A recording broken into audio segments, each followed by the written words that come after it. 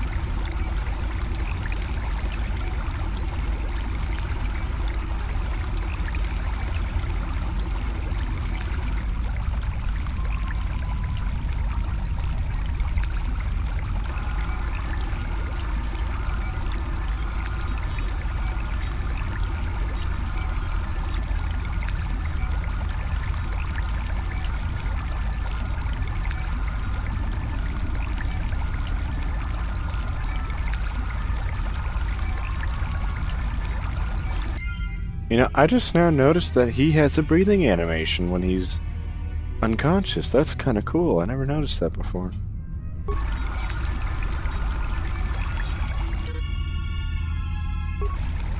Alrighty. So, welcome to Peragus, ladies and gentlemen. This is the most annoying location in all of Star Wars, in my opinion. Really, it's bad. But this is a complete walkthrough, so we can't skip it. Alright, so a few little background history on our character. We are an exiled Jedi who fought during the Mandalorian Wars. Our character is the only Jedi to actually go back to the Jedi Council to face judgment on Coruscant. So, due to the time, this takes place 5 years after Knights of the Old Republic 1, so this takes place 10 years after the Mandalorian Wars. So, we've been a wanderer for 10 years. Those that know anime. Sounds like Rurouni Kenshin, doesn't it? Glorious med packs.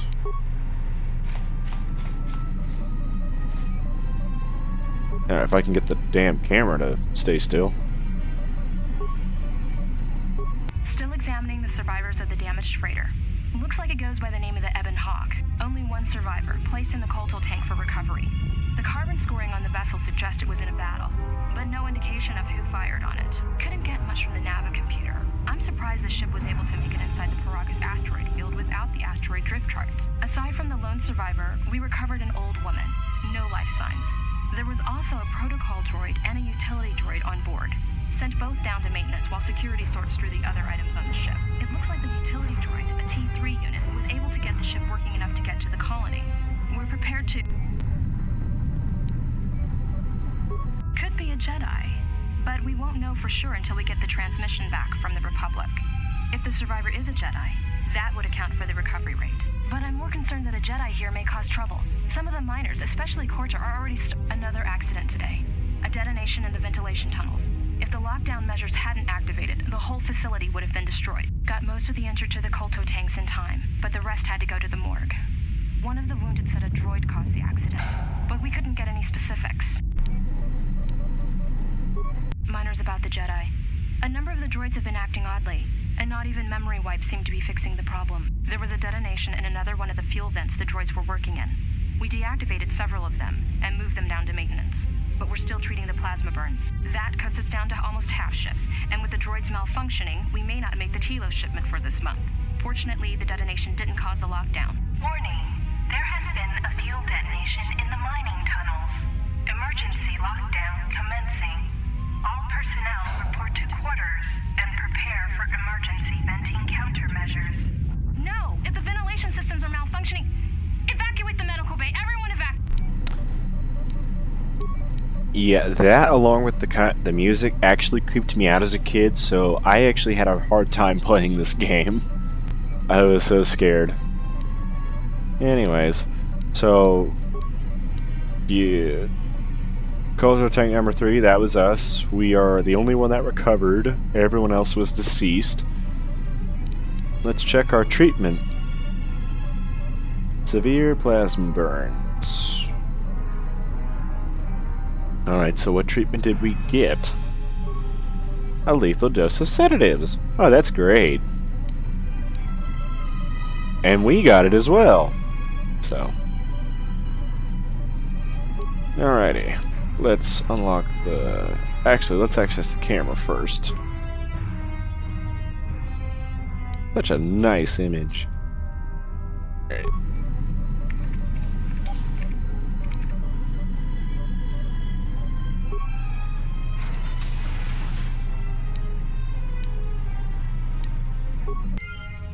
Alrighty, so I don't really remember if the first game had lab stations. I don't think it did. All I know is that it had workbenches. So a lab station is where you go to create medical items like med packs, life support packs, all that. You can also create mines and grenades, and you use chemicals for them, whereas you use components for a workbench. So it's basically the healthy workbench alternative.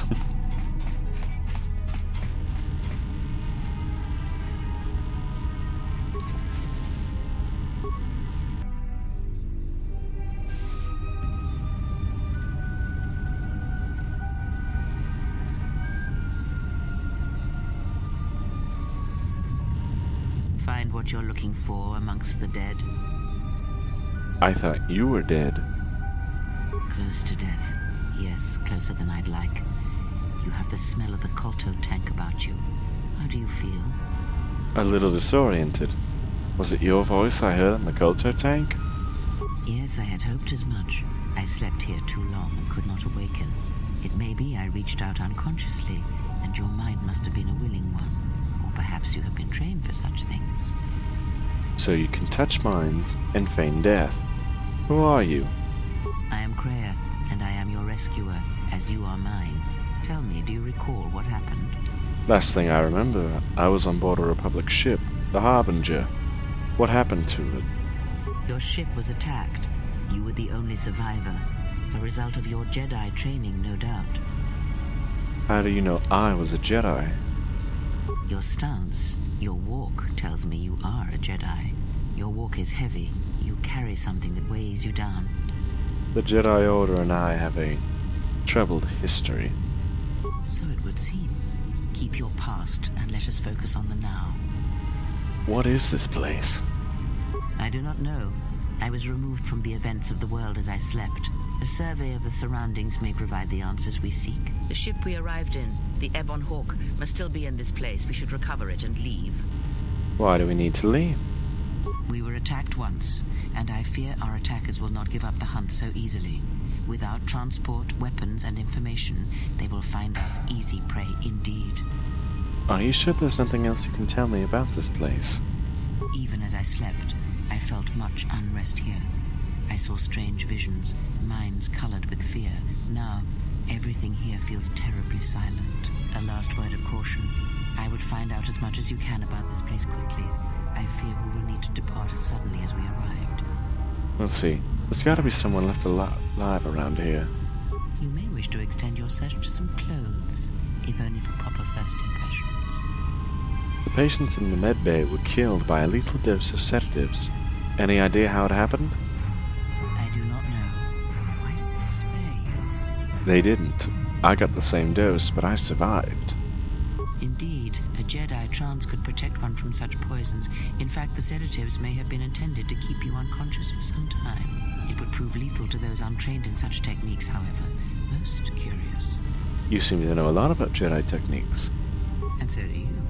Perhaps we could discuss it at length later on. Now we have other concerns, among them finding our new enemy. I'll return soon to make sure you're all right. I leave you to the explorations of this place. Here I will remain and attempt to center myself. Yeah, no party members yet. We get her later on, though. This is a fanboy light side playthrough, but I am going to include some Grey Jedi elements, because who wouldn't want to play as a Grey Jedi? Grey Jedi are awesome. According to Luke, that is. If you've watched the recent Last Jedi trailer. Yeah, you do get a cool little aura thing, whichever side you choose. So, blue for light side, red for dark side. You've taken your first steps on the path to the light side. Heroic acts and charitable responses to others will elevate you further, bringing you more in touch with the light side of the Force and its higher mysteries. Cruel or selfish actions will reverse this, causing you to fall to the dark side. I may do a dark side playthrough. I may not. Depends on what you guys want. I will, however, do a let's play of the first game. That one took a while to actually get working with Brotherhood of Shadow and the Kotor 1 restoration, but I got it to work. Emergency lockdown overridden. Yeah, the plasma torch. Beautiful weapon. For picking doors and whatnot. Literally, if you have a stuck door and you don't have a lightsaber, just use that thing. It is so great. Okay, so in this we have the switch weapons, which switches configs 1 and 2. So unlike the first game where you had to keep unequipping and equipping, here you can have a second config ready should you ever need to switch. Like that. And if you want, it's right here as well. I find it neat. Alrighty, combat for the first time ever.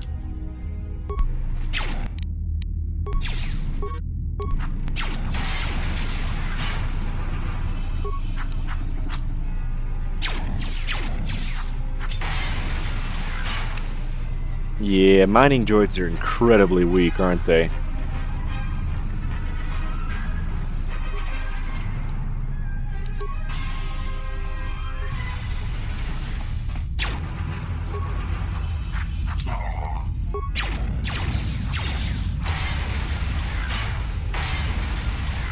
But they give you 100 XP. Can't complain.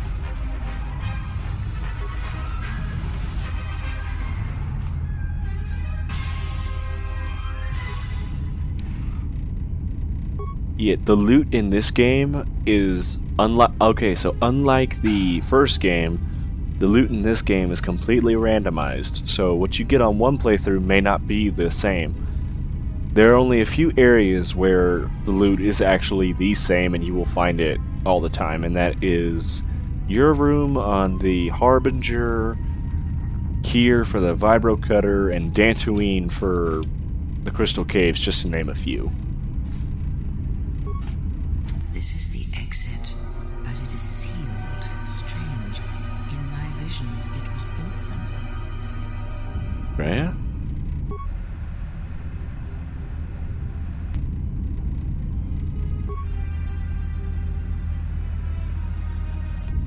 Yeah, this hatch will play a role later, so we haven't seen the last of it.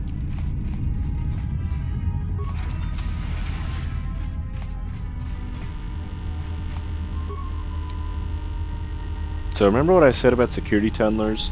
If you don't have the skill for it? Yeah, see, we don't have the option for it. However, we'll get it.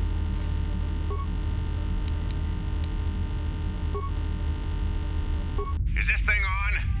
Alright, all hands, especially you, Kotor. Listen up, because I'm not gonna say this again. The next one of you Juma heads to try and smuggle a blaster, or so help me, any sort of military-grade frag weapons into my facility is gonna take a long walk out the airlock.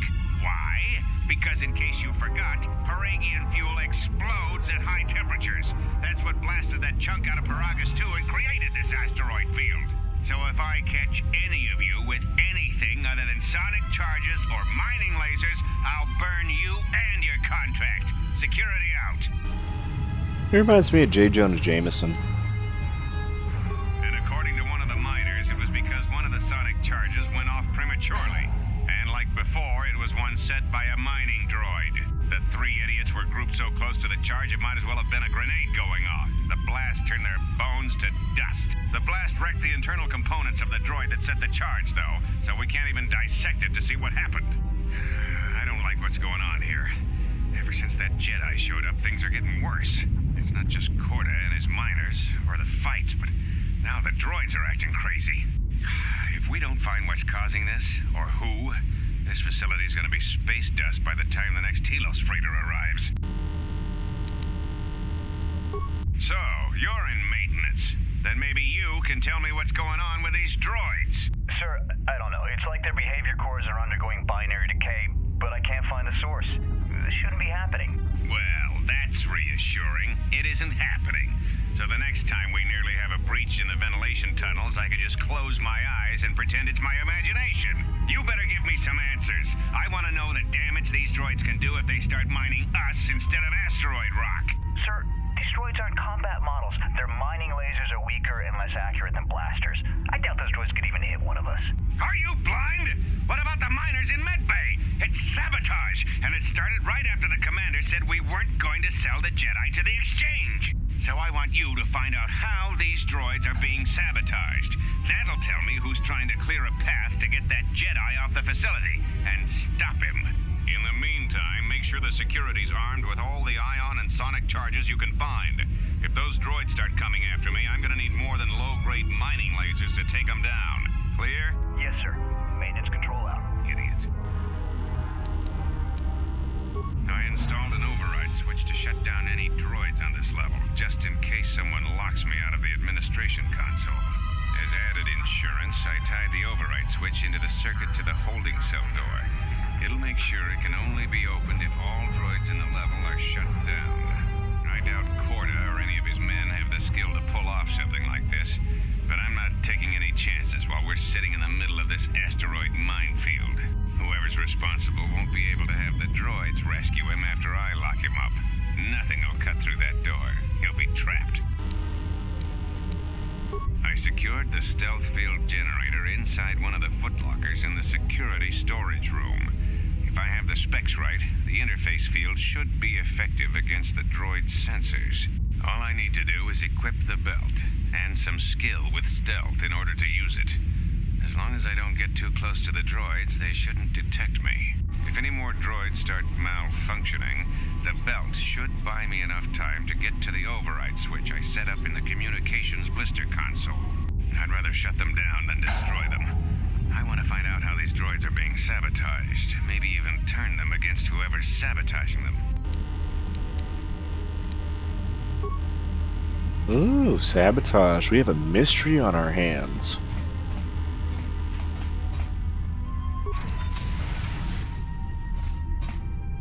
Be careful. There is much energy in the room beyond, yet it stems from nothing that lives. Kreia? What? Can you not sense them? Reach out. Cast aside your sight.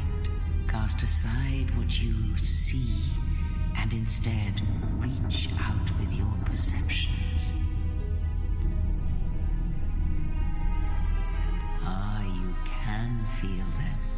The droids you cannot perceive, but the small oscillations of energy, that you can feel, echoing outwards. So, we have a new power now called precognition.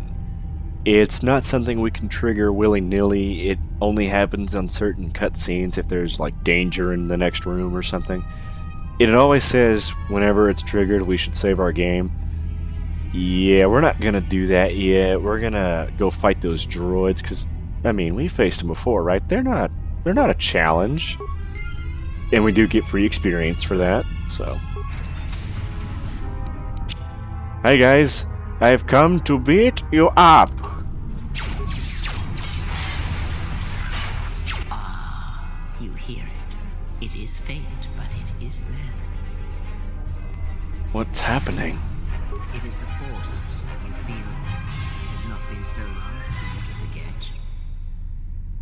But it doesn't sound like it did. It feels like it's coming from across a great distance. Do not turn away from it. Listen. Feel it echoing within you. Come, I shall guide you down the familiar paths. You will need it if we are to survive and escape this place. Gaining experience will slowly re-establish your connection to the Force. After we upgrade to level 2, we gain the ability of Force Sensitive, giving us Force points. If you're wondering why I put so many points into Wisdom, you gain, it sets your Force point modifier for it, so you always want to have Wisdom as a Guardian, Sentinel, or Consular. Especially Consular, but, you know, it's nice to have Force points. Oh, and this is another mod I have. You get a warp band and we can just warp across different areas. I don't like using it because I don't like breaking the game. You know, warping across areas, but, I mean, I forgot to uninstall it, so. Excuse me, I am speaking. You're gonna have to wait your turn like everyone else. Alrighty, so, let's take a look at our level up.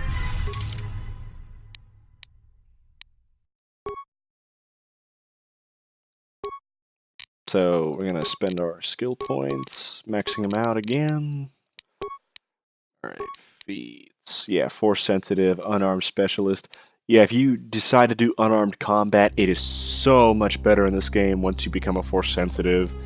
It's actually worth something. So, I am going to do 2-weapon fighting. I am going to do a Jedi Weapon Master, but I'm not going to do that yet. I'm actually going to give myself computer use as a class skill. And a burst of speed is so worth it, because you get to run across an area extremely fast. And with that, I shall see you guys on the next playthrough. Or episode. Alright, take care guys.